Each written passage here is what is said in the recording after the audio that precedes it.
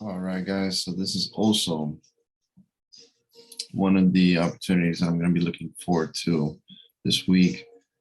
This is Australian dollar versus the US dollar. This one paid us very well last week.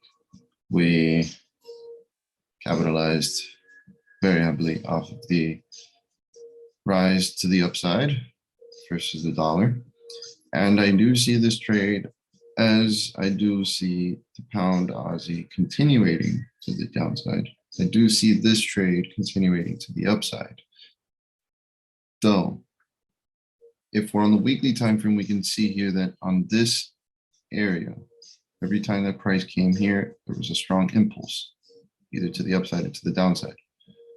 Due to the simple fact that we have what's going on in the world with the reserve currencies, I do see that the Australian dollar is going to gain strength.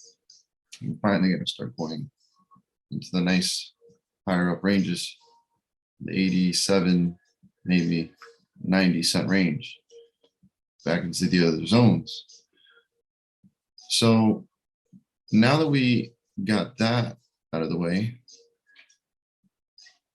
if we pull the Fibonacci on the daily time frame, right, from this low to this high, our 618, which is my favorite level, should be around the price of 72, 750, 760. That's where we're going to be looking for the other opportunity, which is another block on the buy and hold that motherfucker until the new highs in the 75-cent range.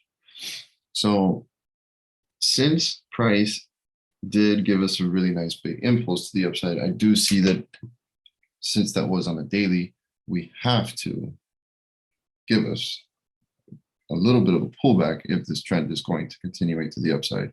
And therefore, I see the pullback modestly.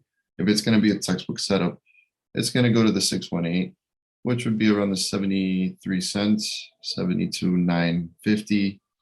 And actually, when we go into the lower time frames, we see here another reason as to why I sold is because on that wick we saw there on a daily, on the 4-hour, we can tell, thanks to this indicator, we have a bearish order block. So this candle right here, even though it was blue, even though it was a bullish candle, it was a bearish order block, which is why the sellers came in and took control. So therefore, that level is a very, very juicy level for the sellers. And market came right back up to it. And we didn't even touch the bearish order block range. At this level, at this price range, we actually went ahead and made a top tweezers. And when we zoom in even more on the lower time frame, we have where I entered, which was at this price, a bearish candle reversal pattern. Now keep in mind, I'm going to delete this to make it clean. We were trading in a range once the market opened, right? We were here. I'm going to make this a lot cleaner. So we were here and here. The middle of the range was around here, which is where when I entered, once I saw price break that range in that area,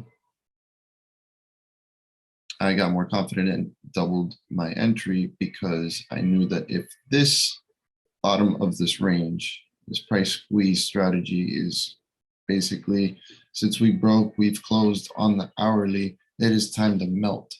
And if we actually go, let's delete that.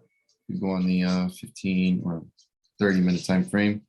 You can see here, nice clear bearish candlestick reversal pattern, and we officially broke and closed from the bottom of the range. So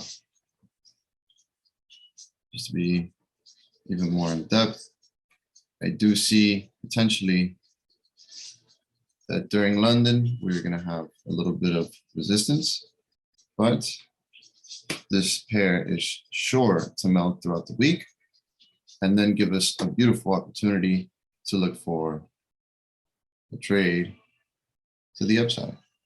So definitely be on the lookout for Aussie shorts.